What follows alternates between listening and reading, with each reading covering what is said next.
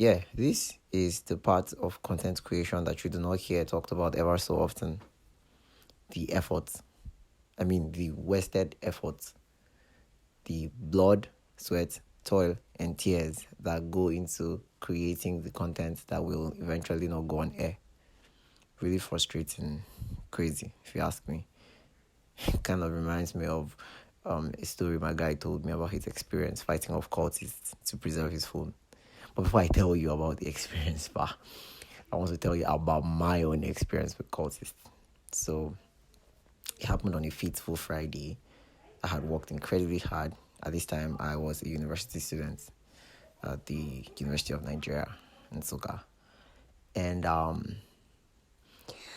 that night, I had just borrowed my laptop. I had just gotten back my laptop, gotten back my laptop from someone who I borrowed it to complete her project, right? And I had a writing project, and I wanted to finish that off. So I went to a Wi-Fi spot.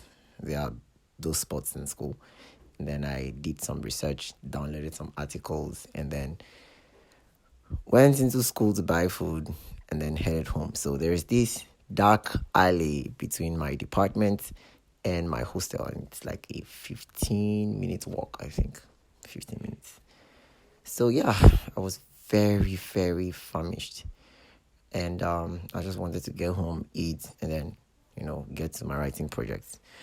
But on my way home, I was attacked, ambushed, buffeted,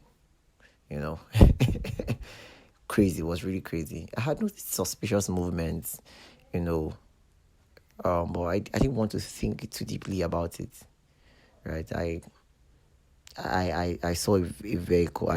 When vehicles pass, when vehicles pass now, they shine their what's called headlights, and then you get to see afar.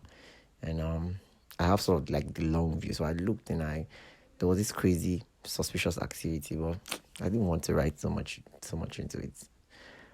As I approached, I saw two guys smoking. Like, it became clear to me that they were smoking. I actually thought, really funny. I actually thought that I thought it was the flashlight of a phone, because if you hold the flashlight of a phone and then you put your hands around it, it will look like it would look like a cigar. And if you get what I'm saying, it would look like a cigarette actually. So I thought that was what it was. So I didn't want to write so much into it, but going closer and having them come close to me, like they came close to me as if they wanted to cross to the other side of the road, right? And it's like really dark, right? Just moonlight and stuff. And as I notice the activity, I become really scared and I make to run. So the other guy corners me on this side and the other guy blocks this other side and they spear me into the gutter and like, where your phone?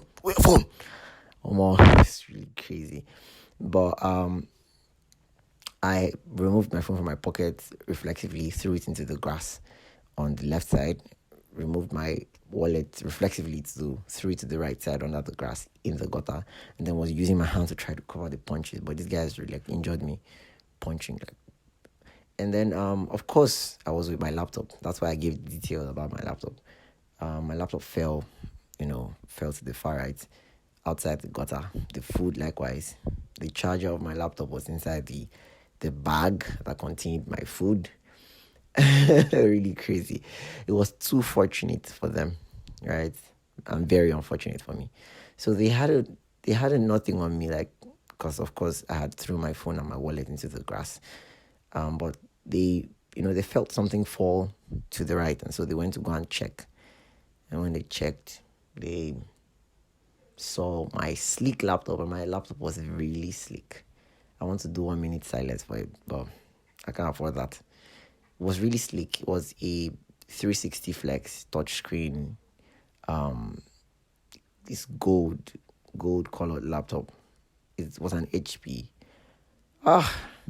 Everybody that saw it always wondered. It felt like a MacBook, right? And it was good and resourceful for all of the purposes. I was not tripping, right? I wasn't tripping, but I loved the laptop. I really loved it. And I loved it even more now that I was going to use it to complete a writing project.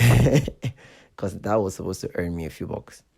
But as the situation went, these guys bullied me, injured me, and took my laptop with its charger. Of course, left my food there. Of course, they're not going to do anything with the food, but I eventually got back to my hostel traumatized. I didn't eat, as I hadn't eaten all day. I couldn't eat from the trauma. I had lost my laptop. I wasn't going to complete my writing project, and it was just automatically devastating, like very devastating, very, very, very devastating.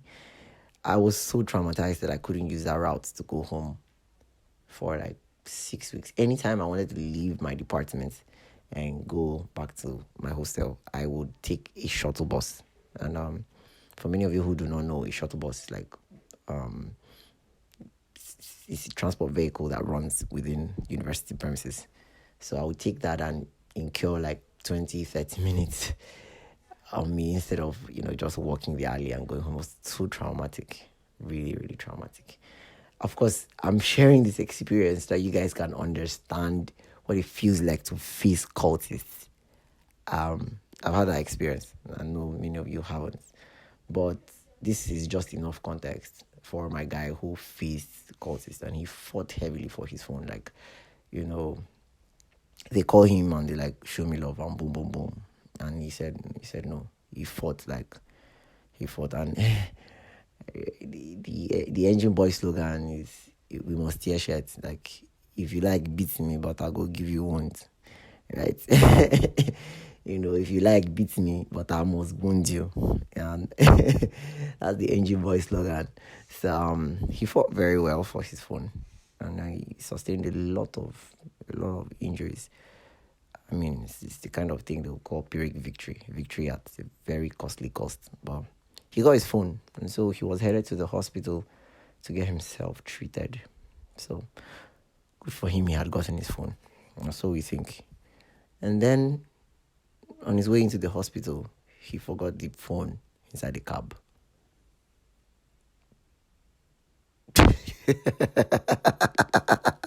Bro, do you know what that means? Do you know what that means? Like, I mean, after all of that hustle, after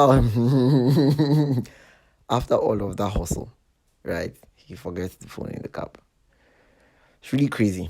It is that same amount of frustration that, a content creator feels when they create their content, or they put so much effort into creating their content and they lose it all because like it's either the material is not ready, or the material is not coming out the way it's supposed to, or like maybe you are recording and then you find out like after recording like 2 1-hour sessions, you just find out that the entire thing was not recording.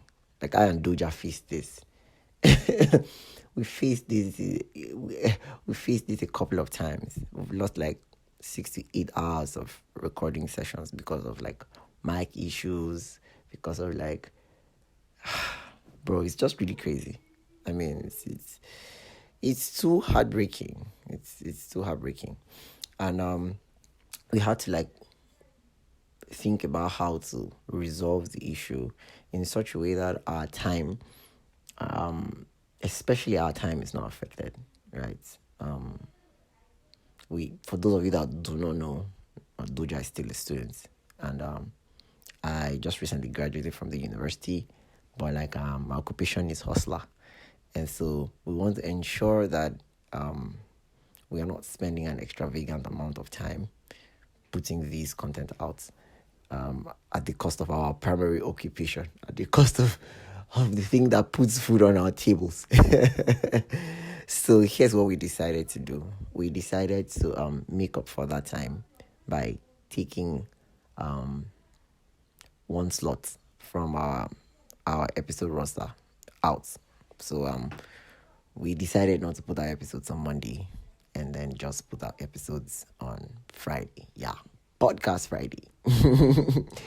So this is heartbreaking. I get it may be heartbreaking for you guys. It is interestingly heartbreaking for us. likewise. But we decided that it was better for us to be more consistent with what we're doing than, be a spark of flame that is intense at a period and then unable to do anything at a latter period. So we want to be very consistent with the podcasting because it's a long game for us, right? Yeah, even though it started out as a hobby, started out as the thing we just wanted to do to have fun, you know, catch up with each other, and then create stuff that people would like to listen to, would look forward to listening to. We also want to do due diligence, right? We don't want to just carelessly be putting these episodes out. So we want to do due diligence and ensure that the very next episode is better than the previous one, and so on and so forth. And of course, it's because of the fact that we had so much to share that we decided to, put 2 episodes out per week. But at the moment, we are looking to cut down on that to ensure that we have adequate time to prepare for the podcast episodes, and then record them, ensure that they are actually recording, and put them out for your consumption. So we will aim for better sessions, more productive sessions, and we'll see how that goes. In the interim, though, we will amplify efforts on our social media and ensure that the posts that we are making are enough to keep engagement. And we have some fun events and activities coming up that I think you should look forward to. The first is the Listeners Connect. So it's an opportunity to hear from you and chat with you, right? We'll probably put that out on X. So it will just be like an X-based discussion, but then we'll talk for 5 minutes, I don't know. Then we'll spend the rest of the time listening to your impressions of our episodes so far, contributions that you have, recommendations of books, movies, music. It would just be an amazing time, right? So then we also have a podcast quiz coming up. So we want to know how well you've listened to the episodes that we've put out so far, right? I think that it will be fun too because there'll be prizes, right? Stay tuned to our social media handles to find more information about those. And then we have some other fun podcast events, right? Slated for the second quarter of the year, the third quarter of the year, and also the last quarter of the year. So I think that it will be better to put those out when the time is right, rather than spoil the whole thing. So please stay tuned by following us on our social media to find out more info about these. It's been an amazing experience recording this podcast, and like I said, it started out as a hobby. It is still a hobby, and it's one of the reasons why we are cutting down on the frequency to ensure that we prioritize quality over quantity. So it's an amazing experience to recreate, with someone that's your friend and you care about, and then have people listen to what you're doing and give you feedback. So it's been an amazing experience recording this. We started it as a hobby. It still remains a hobby, but we're going to put in so much work to ensure that the quality is good, the quality is better, right? And we're also looking at making sure that it is something that we will do for a long time, right? I don't want to say how long, but of course, we're certainly planning to ensure that we are putting content out till the end of the year. So we want to thank you so much. I want to thank you so much. You'll hear from Doja soon, but I want to thank you so much on the behalf of Dixon and Doja for the massive support, right? It's been amazing. It's been an amazing 4 weeks, 3 or 4 weeks. I think 4 weeks. 3 weeks, 4 weeks, whichever. It's been an amazing 3-4 weeks of putting out content for you and getting feedback from you. Like I said, feel free to interact with us on our social media and follow us there to stay updated.